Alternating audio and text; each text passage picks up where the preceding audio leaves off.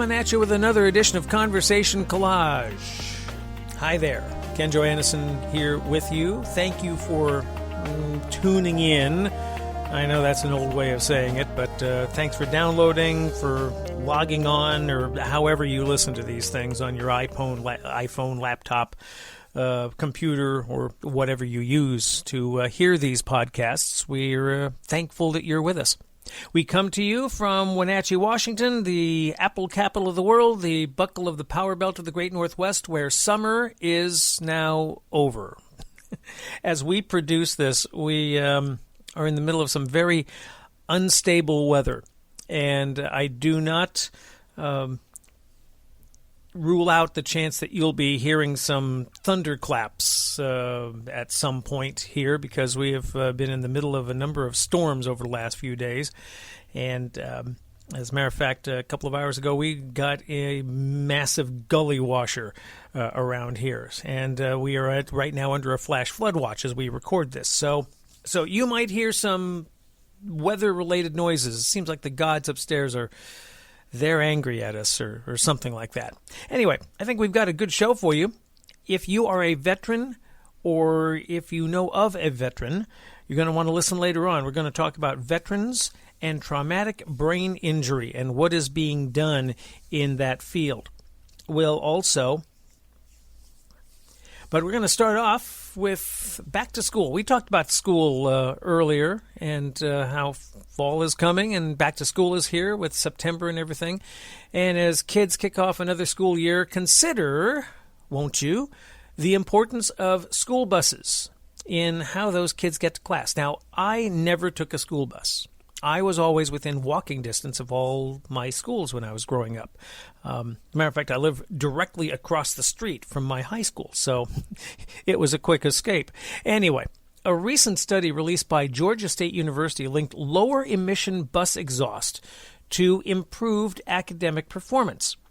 Now, we talked about this research and what it means, and also about the presence of low emission buses, with the president and CEO of the Propane Education and Research Council. His name is Tucker Perkins, and we talked with him recently. Tucker Perkins, how are you, sir? I'm doing well. And where are you? So I'm talking to you from Atlanta today in the lovely studio here. We're talking about low-emission school buses and kids' health. We should want our kids riding in. I did not know there was such a thing as low-emission powered school buses. Can you tell me about them? Yeah, and I think, your experience in walking to school, I mean, I'm shocked that some children may spend an hour a day on a school bus on the ride to and from. So for many children, they're exposed for long periods of time to the air inside a bus. And now we've been making this migration to propane-fueled buses because the air inside the bus is so much healthier for the child, so much quieter, and there's so many benefits accrue from having a low-emission bus fueled on propane. Okay, we'll talk about that in just a second. Let me ask you about the buses. Are they more efficient in as far as mileage and things like that than regular, I guess, diesel-powered buses or gasoline-powered buses? Well, certainly they're about the same level of efficiency. I think fleet people love to talk about cost per mile, and that's where we begin to win, because in the cost per mile, we can be a third to a half of that of diesel or sometimes gasoline. So now when we start talking about saving money, that might translate to $3,000 to $5,000 per bus per year. And we had a study done that said if we took all the diesel buses and moved them to propane, nationally we'd save enough money to hire 23,000 teachers. You just take it locally for a moment. When Omaha made the first shift to propane buses, they said they saved enough money to hire 4 teachers. So saving money is important to you and me, certainly as homeowners and as workers, but when we begin to save taxpayers money and make the school system stronger, that's a great transformation. And if we get the added benefit of clean air and healthier children, I think it's the right move for school systems. Is it easy to convert a regular school bus, a traditional school bus, to propane? No, we really don't want to convert today's diesel buses. We're looking to replace those buses when it's time. I mean, I think there we get the most modern and efficient engines, and we get the best safety systems that children deserve. So it's really more about replacing aging, dirty diesel buses with very clean and efficient modern propane buses. How much does a propane-powered bus cost versus a regular bus? Is it more expensive? A little bit more expensive, generally $3,000 to $5,000 more. So a typical bus might cost $100,000, and so it's really a small increase. And most school districts will see that money returned to them in the first or second year. Maintenance savings are so much improved, and in communities like Seattle that are so concerned about climate change, and rightfully so, these buses have such a positive effect on the climate and on their financial condition. It's just a great move for the school system. Mm-hmm. Okay, now let's get to the research about kids who have ridden in propane-powered buses. There's a new study that is out. Can you tell me about that? Yeah, two studies are out that are exciting. The one you referred to is from Georgia State, and they looked at two groups of children, those that rode to school every day in a conventional diesel bus and those that rode to school in a very low-emission bus. And what they found is that the children riding to school in a low-emission bus actually tested higher in math and science. And as radical as that study sounds, it tends to confirm what we had heard from bus drivers and teachers and parents about how easy it was when kids rode to school in a healthier environment and a quieter environment. And frankly, they go to school more days. They're not homesick with asthma or bronchitis. And when they get there, they get to school calmer and seem to learn faster. So the study from Georgia State really confirmed what we had been hearing from bus drivers and teachers. Does it change do you think it changes the kids' personality somewhat? No, I don't think that at all, but I think it gives them an environment that's healthier. I mean, a lot of people talk about the smell or the sight they see of that cloud of black smoke that comes from a diesel, whether it's a truck or a school bus. You observe it your own self. What I certainly believe to be a big part of this is these buses are much quieter. Kids are calmer when they arrive to school. They get into their home room calmer, and they get into learning mode faster. So they've arrived at school healthier. They're missing fewer days, and they arrive to school calmer because of the ambient noise is so much quieter. And I think that all comes together just to help them learn faster and be in school more days. So it does change the kids a little bit, but it doesn't. But it actually it's for the better. So I mean that sounds like a great thing. Are propane buses widely used? How common are these buses? Well, I think your listeners will be surprised that this morning we delivered over 1 million children to school in propane buses in 48 of the 50 states. Nearly 1,000 of the school districts across the country. So we are seeing this transformation occur, and it really happens as they replace aging, dirty diesel buses and use modern propane buses to replace them. That's the transformation that's occurring. So it takes 10 to 15 years to make that. But many school systems have a commitment to replace their entire diesel fleet with a propane fleet as they can retire their diesel buses. How long have propane and low-emission buses been around?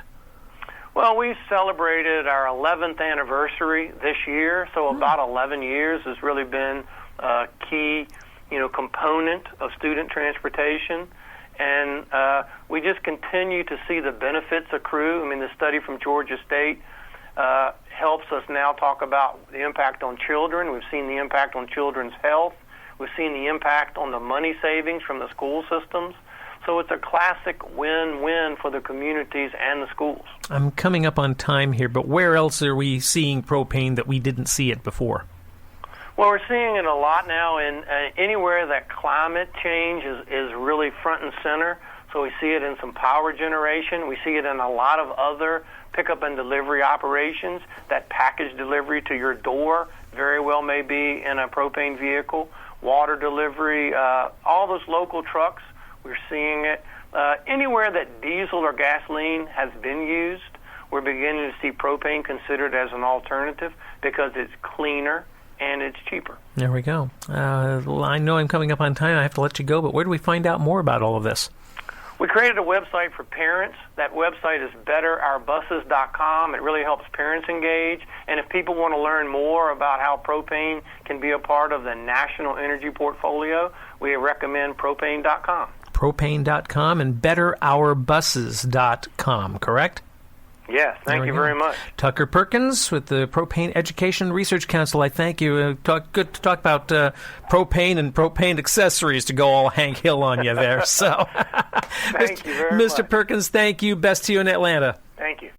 Tucker Perkins has worked in the propane industry for 26 years, and he is now the President and Chief Executive Officer of the Propane Education and Research Council.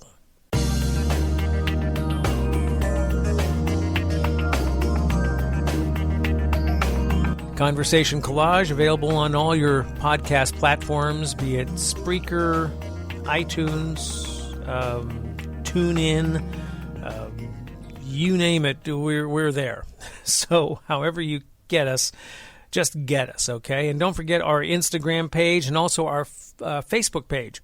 Conversation Collage Podcast works for both of those. Cannot tell you what it is like to be awoken at midnight by a clap of thunder.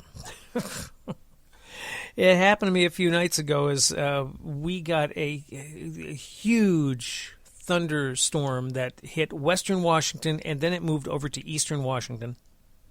And I had gone to sleep about 10:30, and then all of a sudden a flash, a blinding flash awoke me that I saw through my window, even though my eyes were closed. The flash got me, and then immediately followed by this huge boom.